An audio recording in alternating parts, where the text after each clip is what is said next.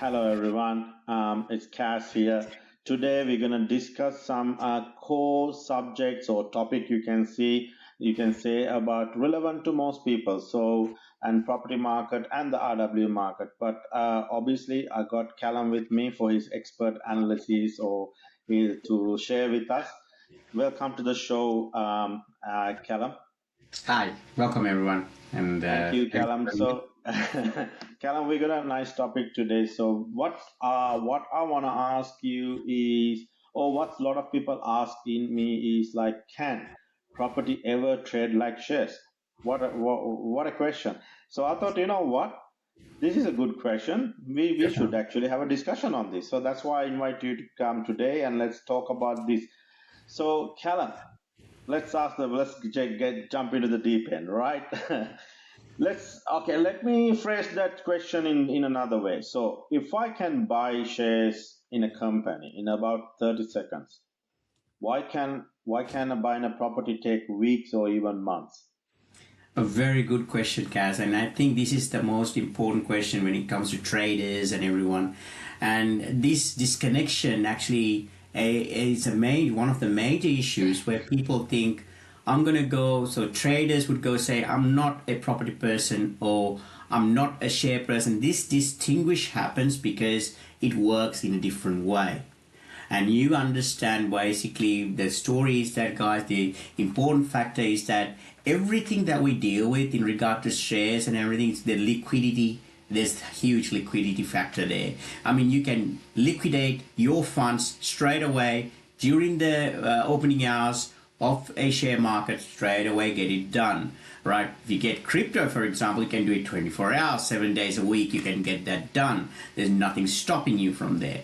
If you take something like property market, you can't do that. There's the liquidity factor is so much. Number one, you have to put it in the market and do that thing. So, and then there's a lot of other factors which we can discuss. So this time frame, I guess it's about the time to get something done is the magical issue. Now we can compare this what happened in the previous in share markets and in crypto share markets, and now what's happening in property market and what's the future going to look like. I think that's what the main differentiation is, guys.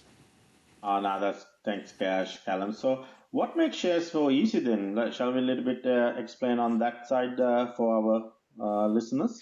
Yeah, like if we discuss this issue, that's a very good question, Kaz, because the factor is here is the digitalization of share market. What happened now? Before, what used to happen was there was a broker, and the broker used to stay in the share market, which happens now as well. But the specific brokers used to do that, and you can't do it online. There's no online platform that would support that, which you can actually do it. You can say the broker would ask you need to call and figure out. By the time that happens, something may change because it's a very fast-paced thing. So what has happened during the time is that it has digitalized itself.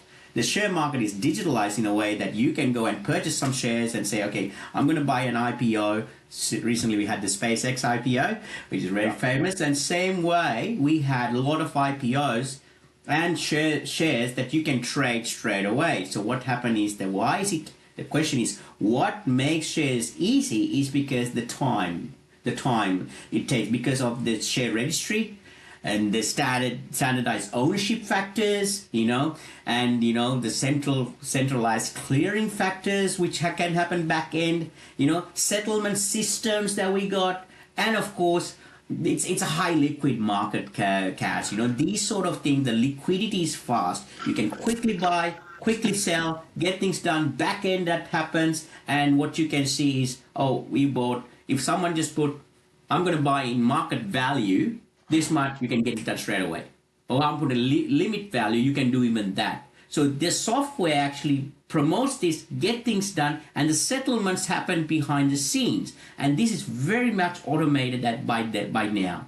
So this is where I think that question, answering that question, it's about timely manner. You get things done, and it's faster, and that's the beauty of it. So I think I understand what you're saying. So that's where actually the property is different, right? All the stuff.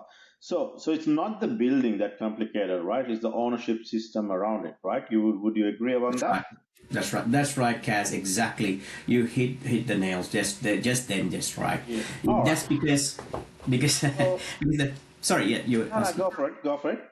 Yeah, the story exactly what you said, Kaz. The issue is basically there is a systematic way which each system usually doesn't talk to each other until the last minute. For example, there's a legal prospect. There is the sales prospect that happens all in the beginning, right? Which happens in a way that convincing people, getting out the market, how it works, and all these things.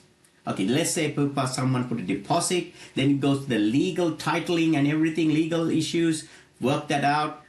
Is the land registered? Figure that out. All these things. Then the bank goes on. Then the banking process goes on as well with the brokers and everyone.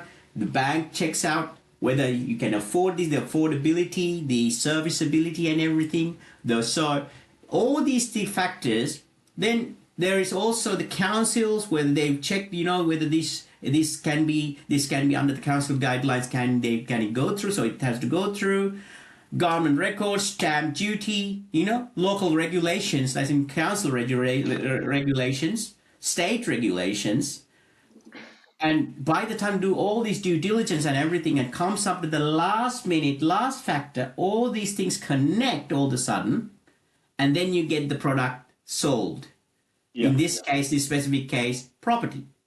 Yeah. So you see, it's not as quick and engaging like the share market we discussed. This is most likely happen like like the broker, the lawyer, or the solicitor, or someone. Then we got the banks. Then we got the local governments, central governments. All these things going parallelly with this. Sometimes can get a little bit delayed because no one talks to each other here. Only the parties who's actually linking, probably the person who's linking that. So it's a bit of a hassle system. You go to the end, and different jurisdiction got different issues as well. You come there, and then you go like, oh, okay, good. Now, I, as for example, can buy something.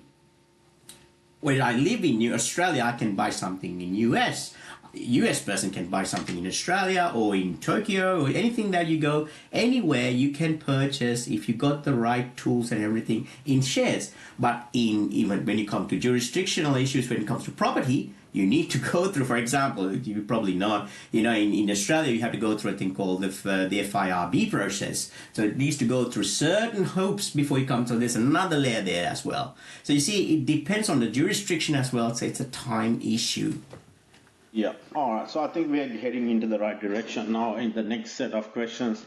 So, so what do you mean is like, so this is, I think, one of the core qualities of project RW projects as REM. So what you're basically saying to me is the technology can improve this. 100% gas, yes, definitely. So the technology can improve in the sense like, let's say, for example, we know these days we have a thing called DocuSign, right? Yeah. That's a great example. What used to happen was the banker or the broker used to come, let's talk about that loan process only, the loan, the funding that you're going to get from the bank. Now, what happened in there is usually the broker comes up with a huge pile of documents and say, sign here, sign here, sign here, read through everything. And so it's a huge pile that you have to go through if you want to go through. And otherwise they put the sign and you sign up. Now, with DocuSign, they can send a sort of a PDF version of it. You check, sign, and it adopts the signature as well. So fast, so easy, goes to the next party. If there's a next party, you want to go to the next party, bam, bam, bam. This is something we understand these days, which is really good. Convenient, trustworthy, everything good. The trust is there as well. And the jurisdiction accepts that as well. So it's a beautiful system that has created. Now, let's look at that in another version of it. The next version would be something like digital identity, right? Now, digital identity is not just something like these days in New South Wales, for example, in Australia, we do have a digital ID, right? Which is in an app, right? Now, digitalization of identification can also happen with tokenization and blockchain and all these things. So, long story short, what I'm trying to say is that these things can happen with the current technology, which is digital ID, tokenization, digital registries, smart contracts, programs that happen in blockchain. This can work as well. Then programmable ownership. This is the one we talk about in something like, a REX protocol, which is a ERC 3643 protocol sort of thing, which that gives the ownership, that you can program the ownership. It's basically like the digital identity of a deed, right? So these can create faster settlements, like the DocuSign, the example I got, faster settlement, better transparency, and the trust is there as well with all these things. So that's what future can look like, Cash. Yeah, no, that's very clear. So that's the thing. Like we have to emphasize here, like the technology can reduce the friction, but obviously not replacing the law, right? That's the main thing, and the governance or the trust, right? But talking about the governance or the trust, I think let's go and touch base a little bit of the Clarity Act because that's a bit of a hot one. The reason I'm bringing this Clarity Act question into here is it's more the U.S. or the government introduced that it's got to tie it up into the institutional money and the compliances. What's your take on that when it's come to this type of property market and the Clarity Act? It is I know it's a broader beautiful. question, but you can actually simplify it a little bit. Yeah, thank you very much for asking that. This is about government regulation. It's not about US. It's about a government regulation, right? It's about bringing clarity or clarity to the market, bringing clarity to an individual's life. So if someone wants to work with digital assets, am I doing the right thing? Can someone sue someone? Can someone arrest someone? Can someone actually legally go confidently and say, I'm doing the right thing? No gray areas, no courts, unless you do the right thing.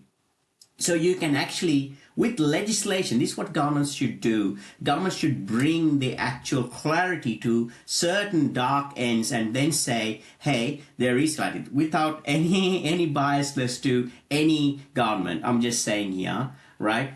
If someone's doing something good, we have to acknowledge that regardless saying this is bad, this is bad, this is bad. I think bringing clarity to something which is dark end, which is a gray area, saying a great example is stable coins.